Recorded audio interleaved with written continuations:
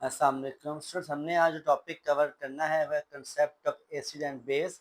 आपकी बुक के ऊपर 3 कंसेप्ट एसिड बेस के पढ़ाए जाते हैं। तो सबसे पहला जो कंसेप्ट आता है हमारे पास वो आता है Arrhenius concept. Arrhenius concept Arrhenius concept जो है वो विद द नेम आर्हीनियस एक केमिस्ट है, उसकी नाम के ऊपर हम इसको रिमाइंड करते हैं। तीनों कंसेप्ट्स में एक ही बात को बार बार डिफाइन किया गया है और वो है एसिड और बेस को। अगर मैं बात करता हूँ आर्हीनियस की, तो आर्हीनियस के मुताबिक एसिड वो सब्सटेंस होते हैं जो कि dissociate hydrogen ion in aqueous medium. अगर कोई भी मॉलिक्यूल या कोई भी सब्सटेंस पानी में डिजॉल्व होकर हाइड्रोजन आयन प्रोड्यूस करता है, इसका मतलब है कि वो एसिड्स हैं। फॉर एग्जांपल हमारे पास यहाँ पर HCl एक मॉलिक्यूल है। HCl पानी में डिजॉल्व होकर प्रोड्यूस करता है हाइड्रोजन आयन। तो क्योंकि ये हाइड्रोजन आयन प्रोड्यूस कर रहा है तो ये आर्हीनियस के मुताबिक एसिड है। सेम ऐसे ही मेरे पास मॉलिक्यूल है सल्फ्यूरिक एसिड। सल्फ्यूरिक एसिड भी पानी में डिजॉल्व होकर हाइड्रोजन आयन प्रोड्यूस करता है और सल्फेट आयन प्रोड्यूस करता है। तो ये भी क्या होगा, एसिड होगा अकॉर्डिंग टू आर्हीनियस कंसेप्ट। ऐसे हम बेस की बात करते हैं। बेस क्या होता है? Base a substance which dissociate OH negative ions in aqueous medium. तो वो सब्सटेंस जो पानी में डिजॉल्व होकर OH आयन प्रोड्यूस कर रहे हैं उन्हें हम क्या कहेंगे? बेस कहेंगे। फॉर एग्जांपल हमारे पास है पोटाशियम हाइड्रोक्साइड। तो पोटाशियम हाइड्रोक्साइड जो पानी में डिजॉल्व करते हो एक्वस मीडियम में, तो ये प्रोड्यूस करता है पोटाशियम पॉजिटिव और OH नेगेटिव आयन।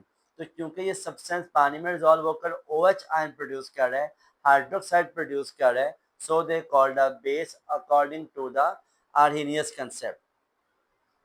सेम ऐसे ही कैल्शियम हाइड्रोक्साइड भी when dissolving in water produce करता है कैल्शियम आयन और साथ में 2 आयन प्रोड्यूस करता है हाइड्रोक्साइड के। तो ये भी अकॉर्डिंग टू आर्हीनियस क्या कहलाएगा? बेस कहलाएगा। अब ये कंसेप्ट बिल्कुल ठीक है, इसमें कोई गलती नहीं है, बट इसको बाद में आने वाले साइंटिस्ट ने लिमिटेड करार दिया, लिमिटेशंस करार दी इसके अंदर काफ़ी ज़्यादा। सो हम इसमें कहते हैं कि कंसेप्ट ऑफ आर्हीनियस बिल्कुल ठीक है, गलत नहीं है, बट लिमिटेड है, बहुत कम जो है मॉलिक्यूल्स को डिफाइन करता है, ज़्यादा को नहीं करता। उसकी क्या वजह है? उसकी ये वजह है, आप देखेंगे यहाँ पर कि ये ओनली एक्वस मीडियम में एसिड बेस को डिफाइन करता है, नॉन एक्वस मीडियम में एसिड बेस को डिफाइन नहीं करता। इसकी पहला लिमिटेशन है। और नंबर 2 क्या है कि ये सिर्फ हाइड्रोजन और हाइड्रोक्साइड वाले सब्सटेंस को ही एसिड बेस कहता है। अब देखें हमारे पास यहाँ पर कार्बन डाइऑक्साइड एक एसिडिक गैस है, लेकिन ये आर्हीनियस कंसेप्ट इसको डिफाइन नहीं कर सका। सेम ऐसे ही हमारे पास अमोनिया जो गैस है वो बेस है, इसके पास OH नहीं है। ऐसे मॉलिक्यूल को भी आर्हीनियस कंसेप्ट डिफाइन करने में नाकाम रहा। तो ये उसकी क्या थी? लिमिटेशंस थी। इसके बाद जो दूसरा कंसेप्ट हमने रिवाइज करना है वो है मेरे पास Lowry Bronsted concept of acid and base. Bronsted concept जो यहाँ पे बात की वही वहाँ पे हम बात करेंगे। ये भी डिफाइन किसे कर रहा है? एसिड को और बेस को, लेकिन ये थोड़ा डिफरेंट आ जाएगा। ये डिफाइन कर रहा है acid on the base of proton donor. जो प्रोटॉन डोनर होते हैं, प्रोटॉन डोनेट करते हैं, वो मेरे पास क्या है? एसिड हैं। और जो प्रोटॉन एक्सेप्ट करते हैं वो मेरे पास क्या है? बेस हैं अकॉर्डिंग टू ब्रॉन्स्टेड कंसेप्ट। यहाँ पे प्रोटॉन से मुराद कौन सा एलिमेंट है? हाइड्रोजन एलिमेंट मुराद है, क्योंकि हाइड्रोजन के पास एक ही होता है प्रोटॉन, इन द न्यूक्लियस, तो हम हाइड्रोजन को ही प्रोटॉन कहते हैं। रिएक्शन लिख लेंगे इसका एक, मेरे पास यहाँ पर HCl है विद वाटर H2O, तो क्या होगा, यहाँ मेरे पास जो HCl है ये अपना हाइड्रोजन यानी कि अपना प्रोटॉन डोनेट किसे कर देगा, वाटर को करेगा, H2O करेगा। तो जब H2O के पास एक और H आ जाएगा तो ये बन जाएगा H3O पॉजिटिव, और पीछे क्या बच गया, Cl नेगेटिव बच गया। तो क्योंकि हाइड्रोजन प्रोटॉन डोनेट कर रहा है तो ये मेरे पास क्या कहलाएगा, एसिड, और वाटर क्योंकि प्रोटॉन एक्सेप्ट कर रहा है तो वाटर मेरे पास क्या कहलाएगा, बेस कहलाएगा। और ये जो सब्सटेंस मेरे पास बना है हाइड्रोनियम आयन, हमने आगे जाके लेविस में पढ़ना है, तमाम जो कैटायन होते हैं जिनके पॉजिटिव चार्ज होता है वो मेरे पास आर्हीनियस वो एसिड कहलाते हैं। सो क्योंकि ये एसिड जो है फ्रॉम द बेस बना है, क्योंकि यहाँ पानी बेस था, अब आपका हाइड्रोनियम क्या हो गया, एसिड हो गया, तो आप इसको एसिड नहीं बोलेंगे, आप इसे बोलेंगे कॉन्जुगेट एसिड।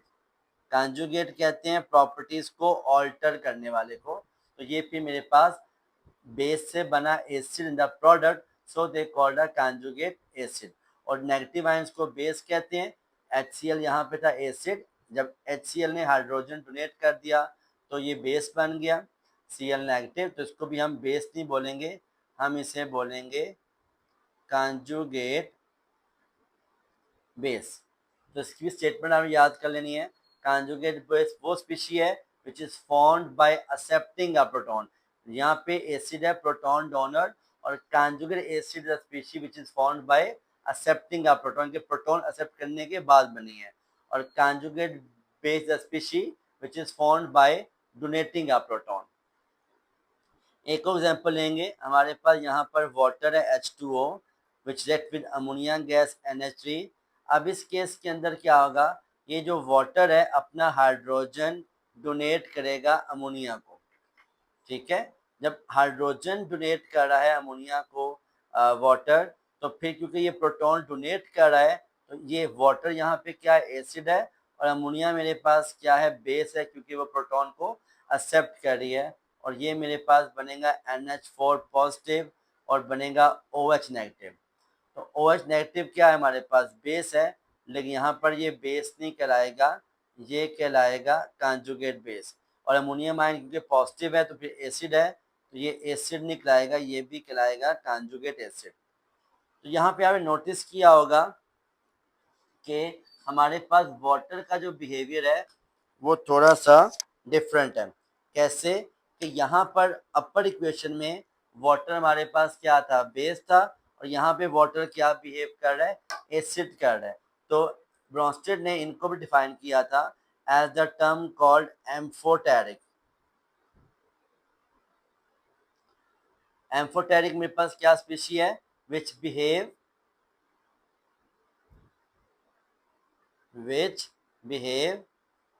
एज एसिड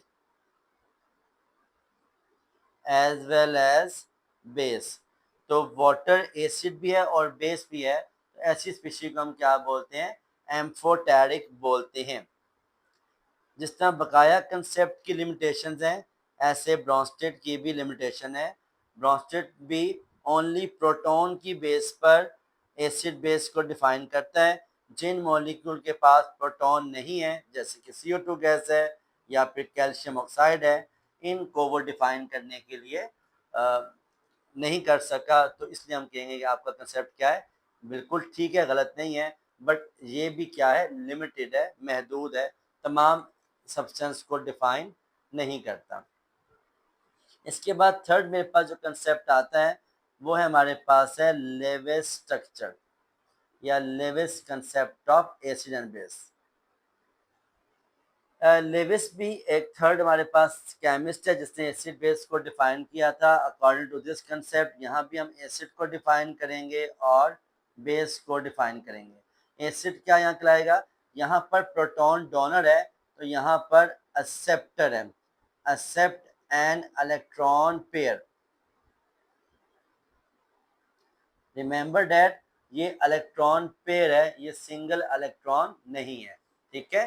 तो यहाँ पर एसिड वो स्पीशी है जो इलेक्ट्रॉन पेयर को एक्सेप्ट करती है, और बेस वो स्पीशी है जो donate electron pair, donate N electron pair, जो इलेक्ट्रॉन पेयर को डोनेट करती है। इस तरह आप कह सकते हैं कि एसिड मेरे पास इलेक्ट्रॉन डेफिशिएंट है और बेस मेरे पास जो है वो इलेक्ट्रॉन सफिशिएंट है या एफिशिएंट है। इसमें मेरे पास जो एग्जांपल दी हुई है वो आपकी बुक के ऊपर दी हुई है कोऑर्डिनेट कोवलेंट बॉन्ड की। मेरे पास एक मॉलिक्यूल है बोरॉन ट्राइफ्लोराइड का BF3 का। अब BF3 के पास 1 2 3 4 5 6 इलेक्ट्रॉन है, यानी कि जो बोरॉन है वो इलेक्ट्रॉन डेफिशिएंट है, उसके पास 2 इलेक्ट्रॉन्स की डेफिशिएंसी है। सेम ऐसे ही दूसरा मेरे पास मॉलिक्यूल कौन सा है, अमोनिया का है। अमोनिया के पास इलेक्ट्रॉन 8 पूरे हैं, 1 2 3 4 5 6 7 8, लेकिन 3 बॉन्ड पेयर 1 लॉन पेयर है। तो ये जो लॉन पेयर है ये मेरे पास बेसिकली रीजन बनेगा for the donation of electron. तो क्योंकि बोरॉन इलेक्ट्रॉन एक्सेप्ट कर रहा है इलेक्ट्रॉन पेयर को, तो ये मेरे पास कहलाएगा एसिड, और अमोनिया इलेक्ट्रॉन पेयर डोनेट कर रहा है तो ये मेरे पास क्या कहलाएगा, बेस कहलाएगा। ठीक है, इन दोनों की इलेक्ट्रॉन पेयर डोनेशन एक्सेप्टेंस से जो ये कॉम्प्लेक्स बनता है, इस कॉम्प्लेक्स को हम क्या बोलते हैं, एडक्ट, ADDUCT, एडक्ट। एडक्ट क्या चीज होती है, यहाँ पे हम इसको नोटिस कर लेंगे। एडक्ट होता है द लेविस, एडक्ट होता है लेविस एसिड बेस स्ट्रक्चर। जो सिंगल स्ट्रक्चर बना by the Lewis acid base donation acceptance, उसे हम एडक्ट कहते हैं। इन द एंड हमारे पास की आ जाती हैं प्रॉपर्टीज, प्रॉपर्टीज एसिड की आ जाती हैं और प्रॉपर्टीज बेस की आ जाती हैं। दो प्रॉपर्टीज हैं, लेविस एसिड की भी और लेविस बेस की भी, जो यहाँ आपने याद करनी है। सबसे पहले हम एसिड करते हैं, दी आर इलेक्ट्रॉन डेफिशिएंट, जो पीछे हम पहले बात कर चुके हैं। लेविस एसिड इलेक्ट्रॉन डेफिशिएंट होते हैं, जबकि लेविस के जो बेस हैं वो इलेक्ट्रॉन एफिशिएंट होते हैं। दूसरी बात, जितने भी कैटाइन है, all cations are Lewis acid and all anions are Lewis base. चाहे वो साइनाइड है, चाहे वो हाइड्रोक्साइड है, चाहे वो कार्बोनेट है, सब लेविस के बेस हैं। और चाहे वो मेरे पास कैल्शियम है, या मेरे पास अमोनियम आयन है, या मेरे पास सोडियम है, तमाम जो कैटाइन है वो लेविस के एसिड हैं। तो तीनों कंसेप्ट को जब तक कंपैरेटिवली आप याद नहीं करेंगे, ये आपको याद नहीं होगा। मैं आपके सामने रिपीट कर रहा हूँ, आर्हेनियस कंसेप्ट था, ब्रॉन्स्टेड था, लेविस था। कंपैरिजन करेंगे इसका, ये आप इसका स्क्रीनशॉट लेके इसको याद भी कर सकते हैं। Acid dissociate hydrogen, base dissociate hydroxide. Acid proton donor, base proton acceptor. जो ब्रॉन्स्टेड का डोनर है वो लेविस का एक्सेप्टर है। ठीक है, acid accept electron pair, base donate electron pair. Bronsted proton पे बेस करता है, ठीक है, जबकि लेविस जो है वो इलेक्ट्रॉन पेयर यानी कि लॉन पेयर पर एक्सेप्ट करता है। लेविस ने दिया था द कंसेप्ट ऑफ एडक्ट, जबकि ब्रॉन्स्टेड ने दिया था the concept of amphoteric. Limitation Brønsted की हैं, आर्हेनियस की हैं, लेविस की कोई लिमिटेशन नहीं है। इट मीन्स कि ये आपका अब तक का अप्रोप्रिएट और close to the nature acid base concept है। Thank you very much for the lecture. अगर आपको समझ आई है, अच्छा लगा तो काइंडली लाइक कर दीजिएगा और सब्सक्राइब कर दीजिएगा, ताकि आपको ऐसी वीडियोस बार बार मिलती रहें। जज़ाकल्लाह।